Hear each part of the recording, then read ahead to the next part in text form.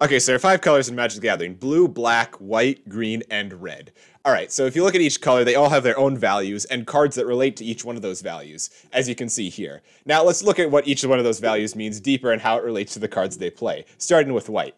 All right, so white is all about morality and order, which is a little odd considering that they are the most useless color in all of Magic the Gathering.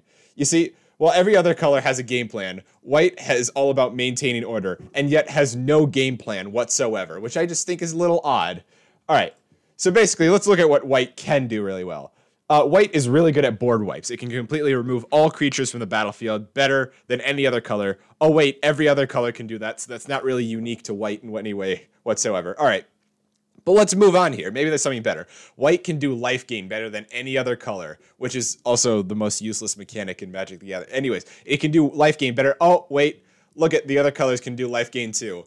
And also colorless can do it too, meaning that it's not specific to white, and white has no identity. Anyways, white is really good at removing enchantments. If you look at all of these, it can destroy enchantments like nobody's business, or artifacts too. Oh, wait. Hey, look. These other colors can do that as well. It can also exile permanents. All right, this one I will give some credit to, as the other colors are not good at exiling permanents, but everything else I stand by. I completely stand by. All right, let's look at the weaknesses of white. It's not good at drawing cards. Literally colorless, which every color can use, is better at drawing cards. So yeah, it just sucks. Also, it's bad at winning the game and is just pretty much useless all around. So yeah, don't play white.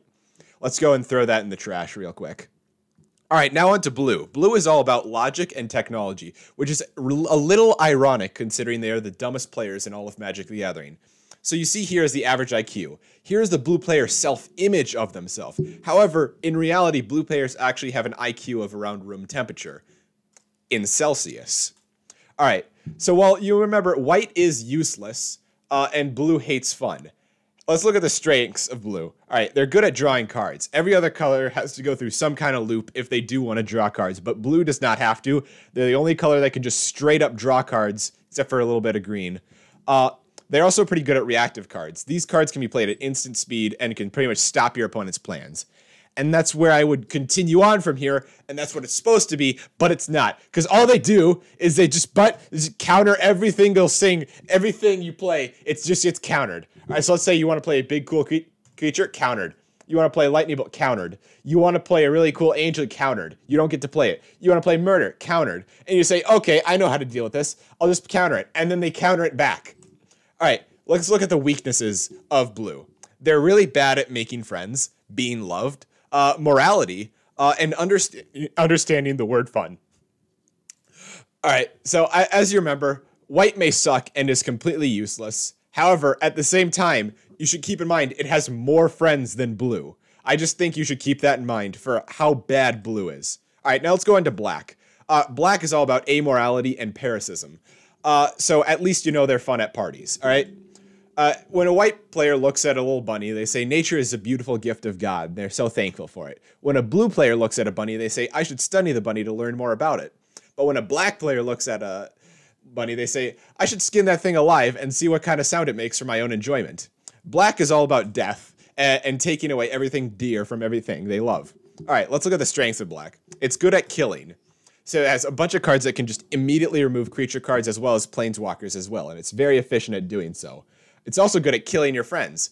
So if you want to sacrifice your friends and get something out of it, they're very good at selling out their friends. It's extremely profitable for them, I guess. They're also good at preemptive killing, which is making other people discard cards in their hand so they can't even play them.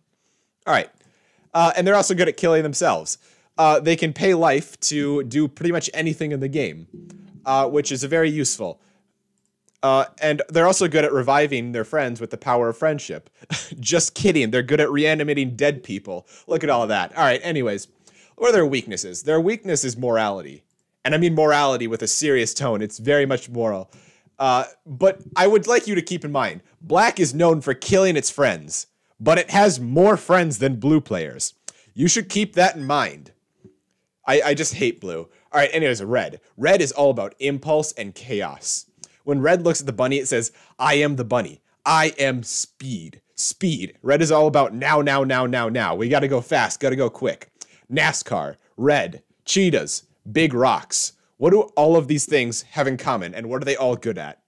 They're good at killing people really quickly. All right, let's look at the strengths of red. Damage. Red has all of the cards that can just do straight damage, just pure, unfiltered damage straight to your opponent's face. All right, haste. Red is really good at putting out creatures that can just immediately get you value real quickly, super fast, non-stop action. Artifact removal. I guess they're just good at removing artifacts. I don't know how this is on flavor with the color, but they are good at removing artifacts. They're good at speed drawing, which is drawing cards that will exile themselves unless you play them, which doesn't matter because you got to go fast. All right. But there is a problem. The problem with being faster than life is that you can only live in darkness. Weaknesses. Cheetah may be fast, but Cheetah also dies very fast. Not losing the game after the 3-minute mark is pretty difficult for red, and they rarely ever do it. But overall, that may be a bit of a weakness, but on the friendship tier list, they still end up at an A tier. All right, now let's go to green, aka the best color. It's all about instinct and interdependence. The green player says, wow, I want to put a colossal Volcation on that bunny and make it 15 meters tall.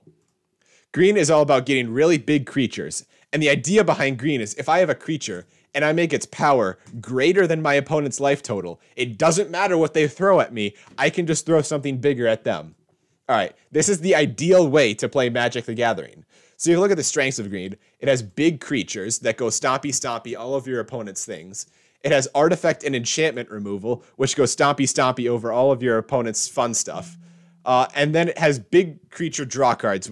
You can draw cards with green, but you need big creatures for the most part, or just creatures in general. You know, anyways, ramping up with big mana so that you can get out those big creatures. Green is good as accelerating itself to get out those big creatures. You get what I'm saying? All right, fantastic. If you don't, I'm sorry. All right, let's look at the weaknesses. Now, normally, here's where I'd go, oh, green has few flying creatures. Green can't deal with swarms. But this is irrelevant because green is the best color.